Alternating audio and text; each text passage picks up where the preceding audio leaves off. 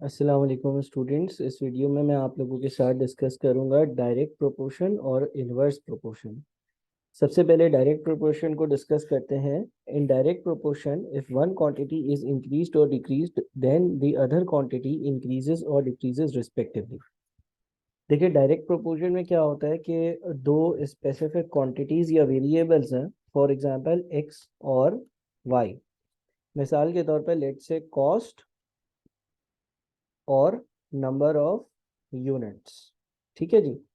Late से units represent होते हैं एक्स से और कॉस्ट रिप्रेजेंट हो जाती है वाई से। डायरेक्ट प्रोपोर्शन का मतलब ये होता है कि जब एक चीज इंक्रीज हो तो साथ में दूसरी चीज भी इंक्रीज हो रही हो, इसको हम डायरेक्ट प्रोपोर्शन कहते हैं।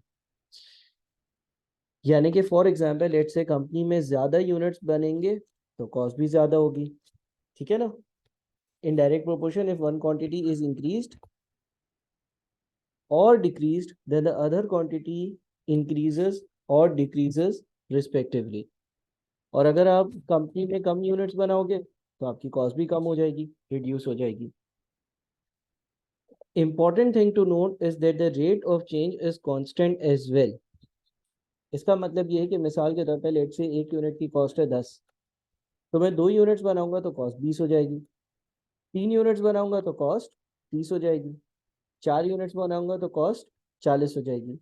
यानी कि अगर यूनिट्स एक से इंक्रीज हो रहे हैं तो जो मेरी कॉस्ट है वो 10 से ही इंक्रीज हो रही है। इसको हम डायरेक्ट प्रोपोर्शन कहते हैं। For example 100 grams of flour is needed to make 1 muffin, 200 grams of flour is needed to make 2 muffins, and so on. If two quantities y and x are directly proportional, we can write y और ये वाला निशान और x। इसका मतलब होता है y is directly proportional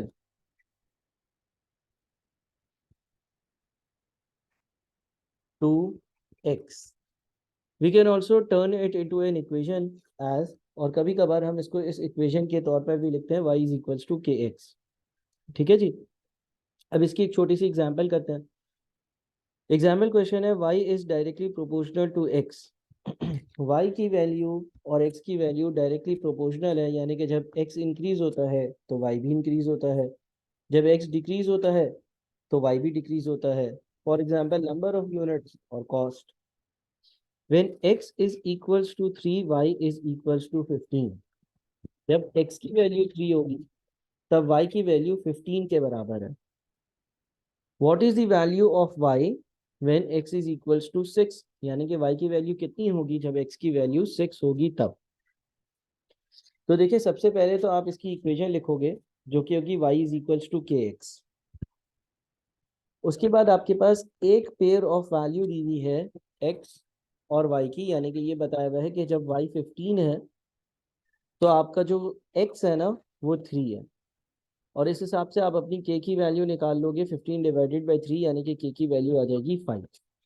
जब आपके पास k की वैल्यू आ जाएगी तो आप इस इक्वेशन को लिख दोगे y is equals to 5x।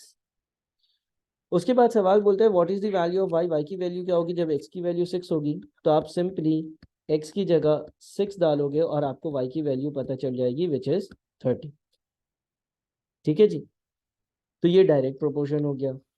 फिर देखते हैं इनवर्सली प्रोपोर्शनल या इनवर्स प्रोपोर्शन क्या है।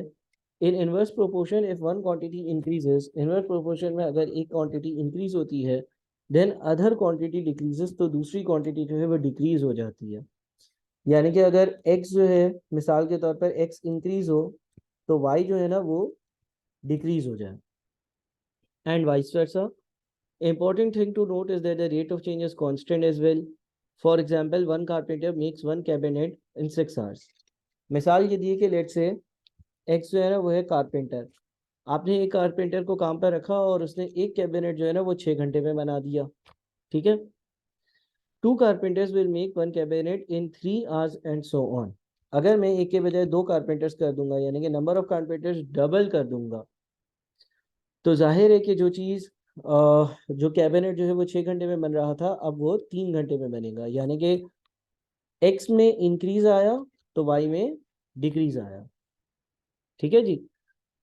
तो ये हम कहते हैं कि ये इन्वर्सली प्रोपोर्शनल है। इन्वर्सली प्रोपोर्शनल में जब एक चीज इंक्रीज होती है तो दूसरी चीज डिक्रीज होती है।